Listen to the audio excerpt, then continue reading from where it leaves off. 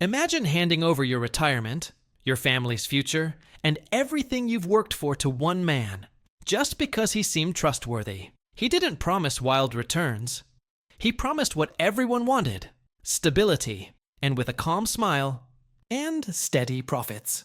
Bernie Madoff convinced the world to give him $65 billion. No gun, no threats, just charm and lies. But what happens when trust becomes the most dangerous weapon of all? If you're drawn to true stories that reveal how greed, illusion, and silence can cost billions, hit that subscribe button right now. We uncover the scams that shook the world and the lessons no one wants to learn. And tell us in the comments, would you have fallen for it? Bernie Madoff didn't look like a criminal. He looked like the system. With his polished suits, silver hair, and calm authority, he was the man people trusted with their futures. In a world ruled by volatility and chaos, Bernie offered something rare: confidence, predictability, safety. He wasn't just respected, he was revered. The former chairman of NASDAQ, a pioneer of electronic trading, a generous donor to hospitals, universities, and Jewish organizations. To the outside world, Madoff represented the very best of Wall Street. His name was synonymous with stability. His investment fund didn't advertise. It didn't chase headlines. Instead, it offered clients a quiet, steady return of 10 to 12% year after year. No wild gains, no wild losses, just consistent growth, like clockwork. And in the eyes of investors, that consistency was proof of genius. But there was a catch. You couldn't just give Bernie your money. You had to be invited. That exclusivity became his greatest marketing tool. People begged to get in. Entire families passed down Madoff connections like heirlooms. If you knew someone who invested with Bernie, you flaunted it. It meant you belonged to a secret circle of financial privilege. Word spread in whispers. Country clubs, synagogues, elite charity galas. Bernie's fund became legend. Even hedge funds and private banks funneled client money to him, taking a cut just to offer access. Everyone wanted a piece of the magic. But Bernie didn't make his clients feel lucky. He made them feel smart. That was the trick. He didn't just promise returns. He promised validation. And that made people stop asking questions. Because deep down, they didn't want to know how the returns were made. They just wanted them to keep coming. On the surface, his operation looked spotless. Sleek office in Manhattan. Crisp statements mailed monthly. A trusted auditor, small but loyal. But few realized the statements were fiction. The trades never happened. The auditor was a one-man shop in a suburban strip mall, and Bernie kept everything tightly controlled. No outside access, no transparency. He separated his businesses, one legitimate, one secret. His market-making firm executed real trades for clients. But the advisory business, the one with the key, magic returns, was a black box. No one truly knew what happened inside. And yet, no one demanded answers. Why would they? Bernie Madoff was a financial icon. He served on regulatory boards, advised lawmakers, rubbed shoulders with presidents. To accuse him of fraud would be like accusing gravity of lying. His brilliance wasn't in finance.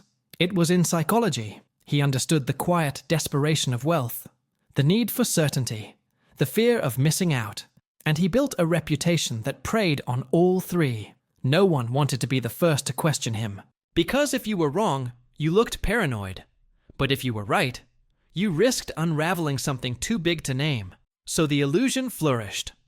Millions flowed in, and every new dollar helped pay off the last. Classic Ponzi mechanics. Hidden beneath layers of prestige, trust, and fear. Because if Bernie Madoff was a fraud, what else in the system was a lie? The greatest trick he ever pulled wasn't stealing money. It was convincing the world he didn't have to. And to truly understand how he got away with it for so long, we need to step into the heart of the illusion he built from day one. To most investors, Bernie Madoff's operation looked simple. Too simple, perhaps. But that was the point.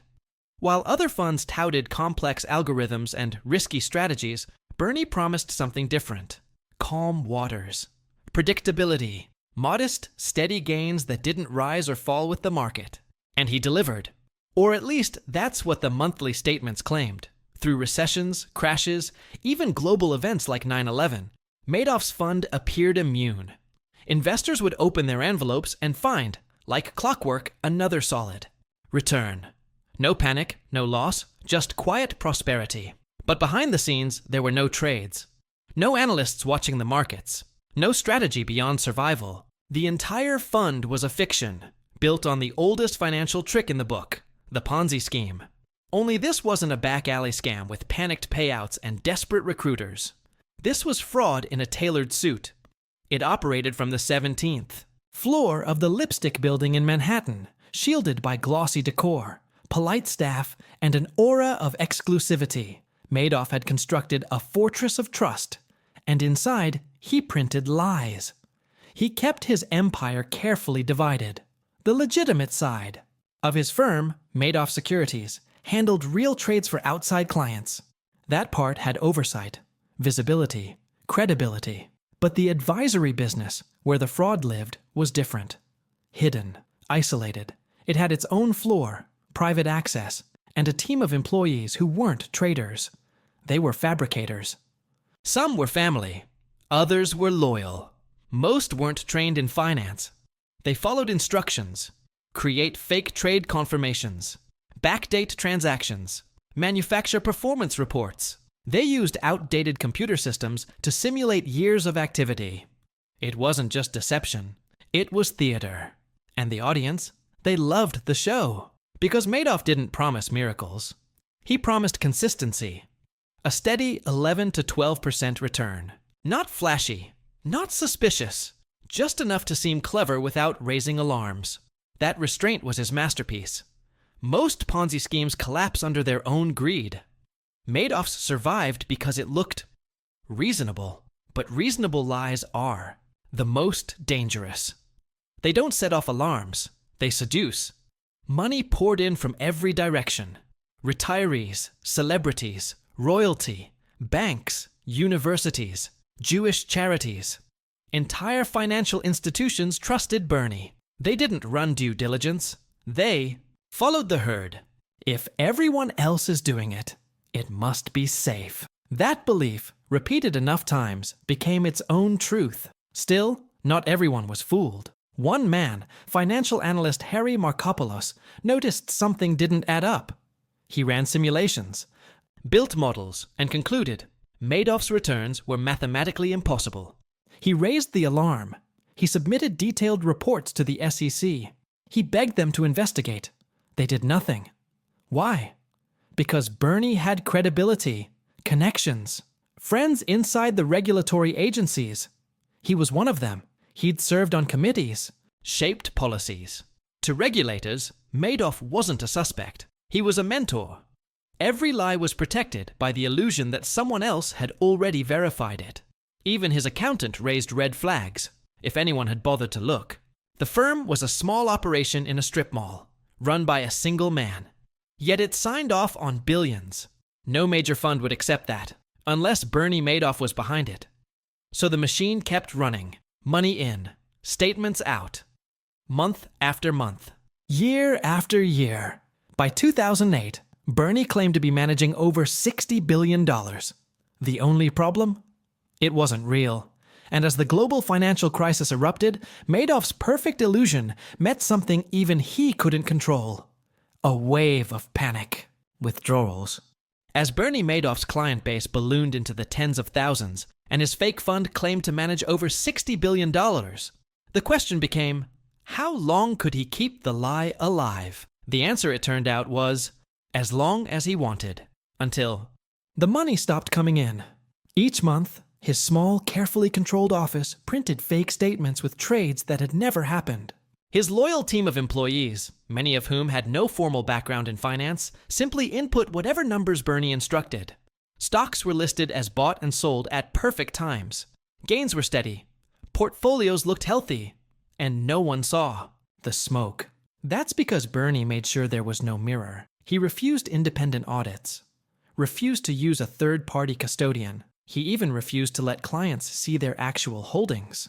Everything came through paper. Polished, official, convincing paper, And he always made withdrawals available. If a client needed their money, Bernie paid them, using new funds from new investors. That liquidity made people feel safe. Most Ponzi schemes fail when too many people ask for their money at once.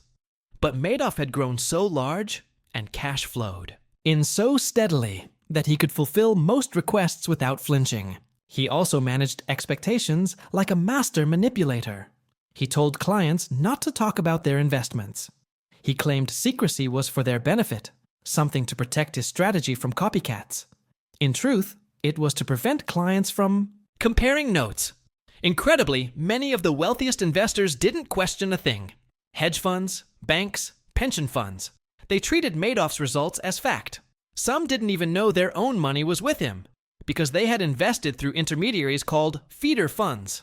These firms took huge commissions, just for the privilege of sending money Bernie's way. The illusion wasn't just financial, it was cultural. Madoff became a symbol of elite access. Being in his fund was like being in an exclusive club. And no one wants to be the person who ruins the party by asking uncomfortable questions. He trained his employees to protect the illusion. Every phone call was scripted. Every visitor to the 17th floor was handled carefully. If regulators came unannounced, staff followed a strict plan. Remove questionable documents. Act calm. Keep answers vague, but confident. It wasn't just fraud, it was choreography. The SEC audited him multiple times. Each time, Madoff presented clean reports. No trades were verified. No irregularities pursued. He even charmed the auditors, offering just enough cooperation to seem legitimate. Never too much to invite scrutiny. The brilliance wasn't just in hiding the truth. It was in using people's trust against them. Madoff knew that most people don't want transparency. They want simplicity. They want results. And he gave them exactly that. Wrapped in legitimacy, decorated with just enough mystery to feel special. He was careful never to be greedy. While others flaunted private jets, Madoff lived in a penthouse, but didn't boast. He had yachts, but they weren't tabloid material. His restraint made him bulletproof. Even when questions surfaced, they evaporated in the glow of his reputation. He's been in the game for decades. He's the chairman of NASDAQ. He must be clean. The lie became a life. His entire existence, family, staff, reputation, was wrapped in a scheme he controlled down to the decimal. Every dollar deposited was a promise he'd never be able to keep. But as long as the music played, he danced, until one day the music stopped. In the aftermath of the collapse, Bernie Madoff didn't just lose his fortune. He lost everything that once made him untouchable. His sons cut ties with him. His wife, Ruth, became a pariah, shunned by friends and survivors alike. His victims formed support groups, lawsuits mounted, documentaries aired, books were written. Bernie, once hailed as a genius of finance, became the villain of a generation. But perhaps the cruelest chapter came not from the courts, but from his own family. 2 years after the arrest, Mark Madoff, Bernie's eldest son, died by suicide, on the 2nd anniversary of his father's confession. He left behind a wife and children. He was 46 years old. Andrew, the younger son, battled lymphoma for years before succumbing to the disease in 2014. On his deathbed, he maintained his innocence, insisting he had no part in his father's scheme. Bernie outlived them both. He spent his final years in federal prison, where he reportedly suffered from kidney failure and heart disease. He petitioned for early release on compassionate grounds in 2020, citing his deteriorating health and expressing remorse. The request was denied. In April 2021, Bernie Madoff died behind bars at the age of 82. No funeral was held. No memorial. His name, once spoken in reverence, became a cautionary tale. But the questions he left behind still linger. Why didn't more people speak up? Why did regulators fail to act? How could someone so revered have deceived so many? Some victims eventually recovered partial funds through court-appointed trustees and asset recovery. But many never saw a penny. Their lives, their futures, their faith in the system were stolen. Madoff's story didn't just expose a man. It exposed a blind spot, a tendency to believe what's comfortable, to trust without question, to mistake status for integrity. And in that sense, the real damage wasn't just financial, it was psychological.